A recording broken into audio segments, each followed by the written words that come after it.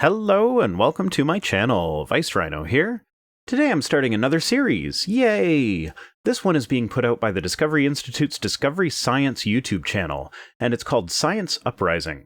They started releasing it in chunks on June 3rd and will continue going until July 8th with their 6th episode, followed by a conclusion that I guess is slated for late fall? Not sure why the delay on that one. The production value seems to be far better than Matt Powell's stuff at any rate, though most of the visuals I've seen so far just seem to be quick stock footage clips. Anyway, this one is called Realism versus Materialism, so let's go!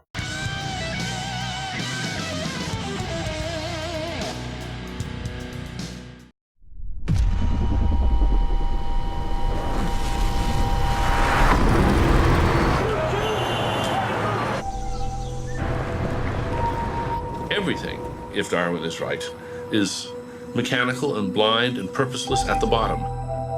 Well, that's not so much if Darwin is right, that's more if atheism is right. And even then, I'd say it's purposeless from the top, not from the bottom. That is, there is no purpose that is assigned to us by a higher power. We get to choose our own purpose. So in that sense, it's not purposeless, but there is no grand plan put into place by a creator. But there are plenty of religious people out there who believe that Darwin was right, and that God used evolution to accomplish his purpose. Ultimate purpose and evolution are not connected, is what I'm getting at.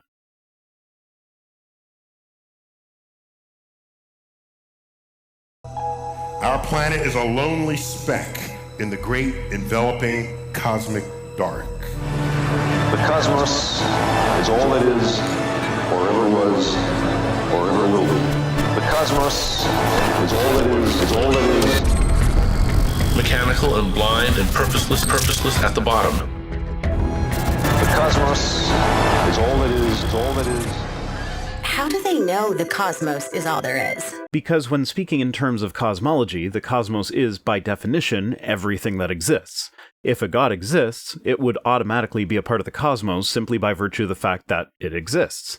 It is not to be confused with the universe, which is everything that exists within our local area of the cosmos. So if the multiverse hypothesis turns out to be true, then all the other universes that exist are a part of the cosmos.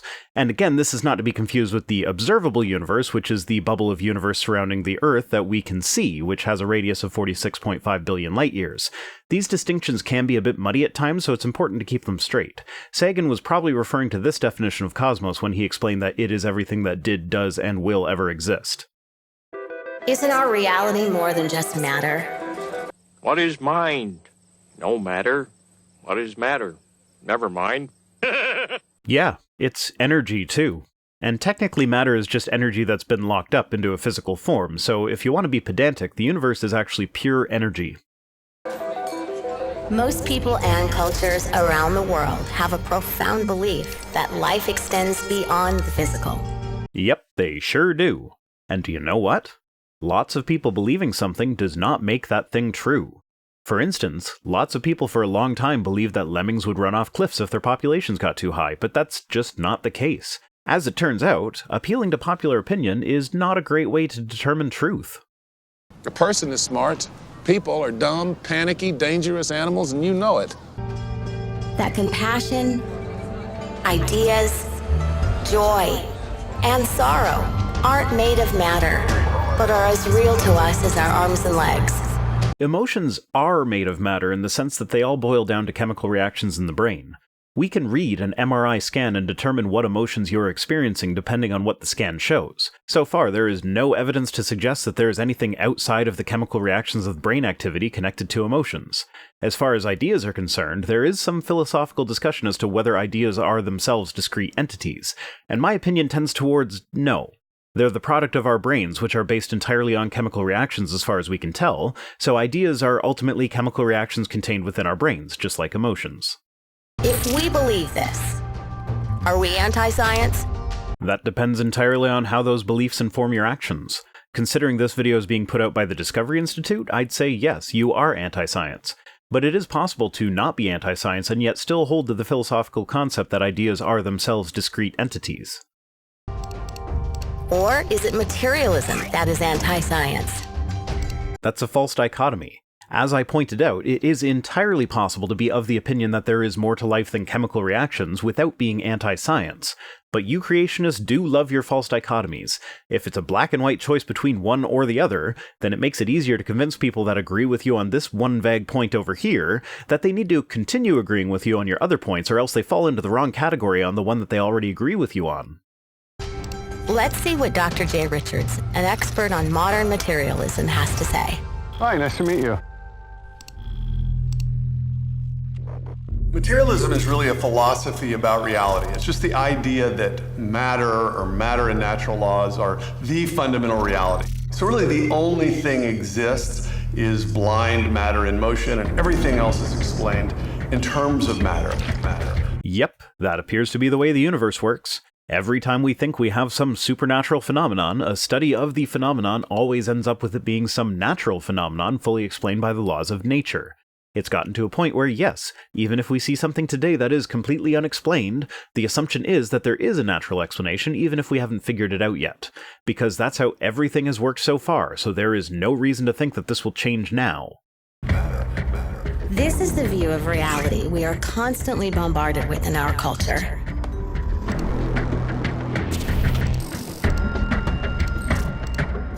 And I have a materialist view of the world, and so that commits me to the view that when I think I have free will, when I think that I'm exercising free choice, I'm deluding myself.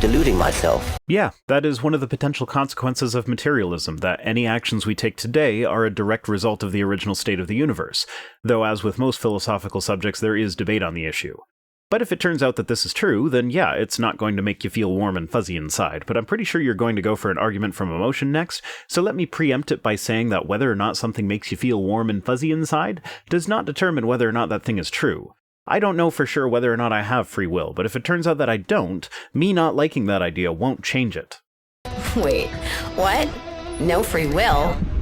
So, if all of our choices are delusions, then how can we be responsible for our actions? We feel like we have free will, it seems as though we have free will, so even if we don't have free will and all this is just an illusion, it makes sense to act as though we do have free will, because that's how it appears to us. That's nonsense. Why is it nonsense? Because you played scary music over it? Our choices are real, and we are responsible for our actions. The problem is that you cannot demonstrate that you could have chosen anything differently in your life. Sure, you can say that you could have made a different choice in the past, but we have no way of actually verifying that. Your assertion that free will exists because you feel like it exists is not very scientific. It's how we stay civilized. In fact, the most important part of being human is immaterial. Wait, are we talking about free will or materialism here? I thought we were on the free will thing, and then you switch back to the most important thing about being human is immaterial. Well, let's see where you take this. Love isn't just real. It's the most valued aspect of humanity. Okay, but as I pointed out earlier, emotions are directly tied to our brain activity. Yes, this is not a very romantic way to talk about love, but it's true. And there's good evolutionary reason for love to be so important to us. It encourages reproduction. People who fall in love are more likely to have kids together than people who don't. Yes, it is real, in the same sense that all our other emotions are real, and it is materially accounted for. Even more than science, it is our consciousness, our sense of self, that gives us the ability to love. Okay, that's nice, but you have yet to demonstrate that our consciousness or our sense of self do not have a basis in the material world. But what do materialists say? The self is an illusion, the sense of being an ego, an I, a thinker of thoughts. Now that sense of being a subject, a locus of consciousness inside the head, is an illusion. For the materialist, things like your thought or your existence or your purposes, they're just epiphenomena or sort of froth. So, to a materialist, our subjective thoughts are not real. Nope, that is not what anyone there said. Being the byproduct of brain activity does not make something not real. It makes it the byproduct of brain activity. Sawdust is a byproduct of sawmills. That doesn't mean that sawdust is not real, it just means that a sawmill's main function is not to produce sawdust, but it does it anyway. And similarly with evolution in mind, our brains do not produce consciousness as an end result. It is a byproduct of our DNA's efforts to reproduce. We are fancy reproduction machines, and the fact that we are conscious to experience life is a byproduct of this main genetic purpose. But our thoughts and beliefs have real consequences. They sure do. Which is why I am an advocate against the belief in false ideas, especially ones that promote violence. If your religion calls for the death of people for such arbitrary reasons as who they find sexually attractive, then keep that in mind when you say things like, our thoughts and beliefs have real consequences. The thing that we all know most directly and most certainly, that is the existence of ourselves, is ultimately incompatible with materialism. Why? I am the direct result of a bunch of chemical reactions. A bunch of chemical reactions also give me a sense of self. I don't see how that's incompatible. Can you please elaborate? Well, my argument would be, look, any philosophical view that entails you don't exist is a view that you really ought not to entertain. Ah, a straw man. Nice. Well, I've never heard a materialist say that their view insists that they don't exist. Yes, I've seen them say things like Sam Harris was saying, that the sense of self is an illusion. I'm not sure I entirely agree with that, but even if that is the case, illusions are real, they exist. Perhaps not in the way that we perceive them, but improper perception does not equal non-existence. Frustrating is that in the modern age, people often try to identify this philosophical idea of materialism with the practice of natural science itself. But there's no reason these two things would go together. Natural science is just a formal way to discover truths about nature. Yeah, you're kinda right. Not all scientists have to be materialists themselves. However, when working scientifically, they do kinda have to approach it from a materialist perspective, otherwise it wouldn't work. So how does science discover the truth about nature? Test ideas by experiment and observation. Build on those ideas that pass the test. Reject the ones that fail. Follow the evidence wherever it leads, and question everything. Question everything. Well, who's doing that? Who's setting up these experiments? What is an experiment? What is an observation? What constitutes evidence? Oddly, the scientific materialist has to deny the existence of scientists. What? What are you even talking about? As I pointed out, no materialist that I am aware of denies their own existence, and I would expect that a PhD philosopher would not get so confused by someone saying that a sense of self is an illusion. The self is an illusion. Well, what is not an illusion is the bigotry and intolerance of the scientific community. Yes, science isn't perfect. There has been bigotry and intolerance, and to some degree there still is today, yes. And it always, 100% of the time, slows things down. Look up any female scientist from the early 1900s and tell me she wouldn't have been able to make more progress than she did if she didn't have to spend so much time and energy fighting for legitimacy. The biographies of early female scientists are filled with stories of the sacrifices they had to make in order to do basic things like attending a school. But I have a feeling you're going to try and play the victim card and claim that the mean scientists won't let you guys teach intelligent design in schools despite it having no scientific evidence to back it up. I want to put on the table not why 85% of the National Academy rejects God. I want to know why 15% don't. Here's the thing with that quote. It was from a talk when he was discussing how the most brilliant scientists of history, like Isaac Newton, don't ever mention God until they reach their limits. God always ended up filling in the gap in their knowledge. The solar system has too many bodies for Newton to be able to calculate all their orbits perfectly without the help of a computer, so he invoked God. He's asking why 15% of the top scientific minds in the world are still willing to invoke God when every other time in history when a god has been used to fill in our knowledge of the universe, it has later been discovered that it wasn't a god, but a lack of understanding on our part. At least that's what I get out of that when seen in context. Maybe my interpretation is off, it doesn't really matter though. It's not like Dr. Tyson is the guy at the door to all of science who won't let you in if you don't reject God. If you do good work, your work gets published regardless of your personal beliefs. Okay, so at this point they show a bunch of pictures of people who are supposedly being discriminated against because of their creationist views, so I'm going to ignore what's being said for now and just go over some of these people. Carolina Crocker. She had a temporary position at George Mason University. After lecturing on intelligent design and against evolution, she was asked to stop. She was then allowed to finish her contract at the university and was not renewed. Seems fair enough. She was teaching non-approved scientifically baseless material, so they didn't retain her services past her contract expiration date. Brian Leonard was a doctoral candidate at Ohio State University who basically flunked out because his dissertation didn't meet the program's requirements. He was also a high school biology teacher at the time, and as part of his research for his dissertation, he purposely taught students factually incorrect material in order to assess the effects of teaching such material. He did this without approval from his institutional review board or from the parents of the students, so he was denied his PhD. If any non-creationist doctoral candidate had behaved similarly, they also would have been denied. David Coppedge was fired by JPL, yes. He then sued them for wrongful termination, citing religious discrimination. The judge found in favor of JPL due to a lack of evidence to suggest such religious discrimination. At work, he would often discuss intelligent design with coworkers. He requested that the annual holiday party be renamed a Christmas party. He would keep bringing up California Proposition 8, which was a constitutional amendment that would have defined marriage in a way that would only include heterosexual partners.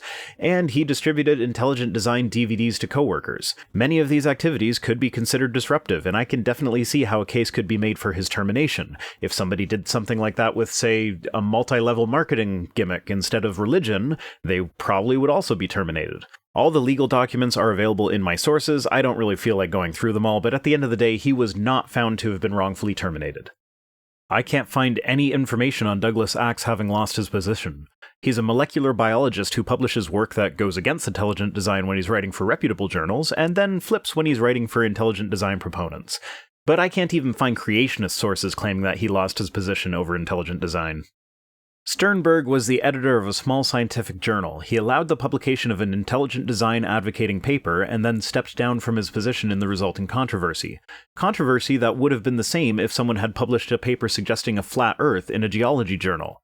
Okay, I'm tired of this game now. So far, the reports of these scientists being discriminated against have been exaggerated to say the least, and I don't feel like tracking down the 10 or so others that you list here when all their stories will likely be something similar. It's this materialist dogma that keeps many scientists behind a mask. You can claim that you have a bunch of scientists on your side that are afraid to come out and say it if you like, but ultimately that's a completely unverifiable claim, and as such is completely useless. That's actually one of the reasons I'm not entirely convinced on the Jesus mythicism position held by Richard Carrier and David Fitzgerald. A big section of one of their books, I forget which one, focused entirely on people who have had their careers negatively impacted by calling certain aspects of Jesus and his ministry into question, and claim that there are others who secretly hold to the mythicist position but can't come out because of where they work. Though to be fair, their argument holds more water than this one because most historians who focus on Jesus work for religious institutions, many of which make you sign faith statements. So coming out as a mythicist could actually negatively affect them, whereas legitimate scientists who are actually creationists are able to publish in peer-reviewed journals when they actually do good work. Jason Lyle and Andrew Snelling, for instance, are both very well-known young Earth creationists who both publish occasionally in legitimate journals. In other words, if I'm not convinced of the mythicist position based on the argument that historians who work at Christian institutions are afraid to come out as mythicists because of how it would affect their careers, then I sure as hell am not going to be convinced by the argument that there are young Earth creationists in hiding at secular institutions and are afraid to come out because of the effects on their careers, when other young Earth creationists have been able to continue to publish their work in secular peer-reviewed journals. But some scientists are willing to speak up about where the evidence leads. Oh hey, would you look at that? It's Dr. Michael Egner, the guy who is completely out as an intelligent design supporter, who holds a prominent position at a secular institution. Almost like what you believe about the origins of life doesn't matter to a secular institution as long as you do your job. And credit where it's due, this guy is a brilliant neurosurgeon. He was able to save a 2-year-old boy who had his skull crushed by an SUV and was brought to him near brain death. The boy made an almost full recovery, with the only permanent damage being a scar and weak vision in his left eye. But if we've learned anything about neurosurgeons in the last little while, it's that they can be absolutely brilliant in neurosurgery and complete idiots everywhere else. As you look it up, I'd also like you to get back to me, if you don't mind, to explain the disparity in REO rates. Do you know what an REO is? An Oreo? No, not an Oreo.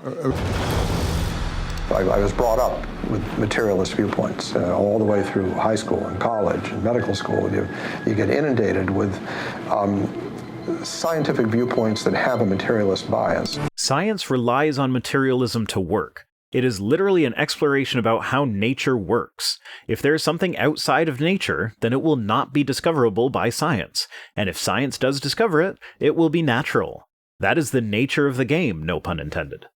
The cosmos is all it is, all it is. And it's all just mechanical and blind and purposeless at the bottom. The deeper I looked into the science, the more I realized what a catastrophe for science materialism and atheism really is. How so? There are plenty of scientists out there who are not atheists, but materialism is fundamental to science. If you get to a question that can't be answered with our current knowledge, how is it helpful to propose magic as a potential answer? We'll never learn the real answer if we say it's magic and become satisfied with that. Science delusion is the belief that science already understands the nature of reality in principle, leaving only the details to be filled in. The implication there is that we don't understand how the supernatural works and we should investigate to find out. The problem is that if there is a supernatural, if it were possible for it to be understood scientifically, it would then just be another aspect of the natural, by definition.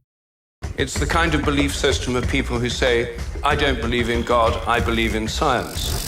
Yeah, some people do say that. Some people, like me, don't really like how it's worded, and still others believe in both God and science. It's a false dichotomy again. Materialism is not science. No, you're right, it's not. Materialism is philosophy. It just happens to be the philosophical viewpoint that is most in line with science. Less than 1 minute left in part 1, and so far you haven't provided a single shred of evidence against materialism. You've just essentially stated that it doesn't make you feel good, therefore it can't be true.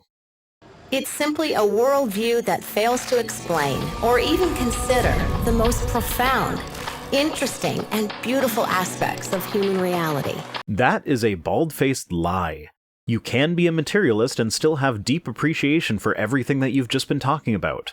My understanding that my love for my family can be boiled down to chemical reactions in my body does not stop me from enjoying my family and those chemically based feelings. I don't look up at the sky on a dark night, get a sense of wonder, and then make a mental effort to not feel that because it's an illusion brought on by chemical reactions. I enjoy it. Understanding something in a naturalistic sense does not take away any emotional significance. Materialists are free to preach their religion, but they should stop pretending it's science. We want to follow the evidence, wherever it leads, and decide for ourselves. Okay, that's nice, but you have literally not presented any evidence in this video to suggest that materialism is not true. Not one single piece of evidence. If you want to follow the evidence, then the least you could do is show what evidence you're following, because so far this has been based entirely 100% on feelings. We are not materialists. We see the human soul. That's nice. Could you show it to us, perhaps? Where is the evidence for a soul? If you can see it, why can't I? We experience love. You experience a measurable chemical reaction that takes place in your brain that we know is love. The fact that it is a measurable chemical reaction does not take away how strong the feeling is. We live with purpose. So can materialists. Just because we get to choose our own purpose does not mean that we have no purpose. We fight for justice. Really? The Discovery Institute fights for justice? That's news to me. When was the last time they lobbied for LGBTQ rights again? Oh, that's right. Never. We are the quiet majority, and we will be quiet no longer. Well, the latest poll data that I've found is from Gallup, who found that belief in special creation has fallen to a 35-year low of 38%, and that less educated Americans were more likely to believe in creationism. That's still way too high, but there's no reason for anyone to lie on a Gallup poll, so it's not like your employer will find out what you said on it and fire you, or not even your spouse won't find out. So no, you're not the silent majority, you're the dwindling minority. And as annoying as it would be for me to have to find a different topic to cover here on YouTube, I would much rather that you guys dwindle down to 0. Well, that's it for this one. I had higher hopes for this series. I thought this would be a hard-hitting one, but so far their opener essentially boils down to, I don't like this thing, therefore this thing isn't true. The next one is called No, You're Not a Robot Made Out of Meat, and I'm afraid that it's going to be largely the same argument as presented here. The one after that is about DNA though, so maybe we'll actually get to some science there. Today's comment of the day comes to us from Lightning Whip and is along the same lines as today's video. Lightning Whip says, if evolution is true, why should I believe it? There's no life after death, no morals, no accountability for your actions besides here. I believe that there is life after death. I get to see my friends after I die, and somehow you guys don't like that idea? Firstly, evolution doesn't say anything about whether or not there's life after death. Secondly, the truth of a claim is not determined by whether or not I like the claim. I would like to believe that I will live long enough to do absolutely everything that I want to do in my life and will only die once I am satisfied. But that's not going to happen no matter how much I like that idea. And now I have an announcement to make.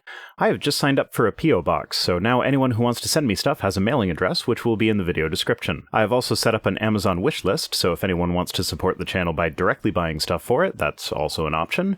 And I'll point out that I do have a PayPal link in the description box if anyone wants to make a one-time donation or a recurring donation not on Patreon. Just keep in mind that PayPal has no real reward structure, so while I will make sure to thank the PayPal donors, they will not be included in the credits in the same way that the Patreon ones are. And I know some of you will be annoyed at me begging for stuff here, so let me just say that I don't actually expect anyone to do any of this, but neither did I expect friend of the show TJ, no relation to the amazing atheist TJ, to send me close to $1,000 worth of computer equipment that I'm now putting to excellent use. The option is simply there for anyone who wishes to use it. So remember to follow me on Facebook and Twitter and support me on Patreon. See you next time.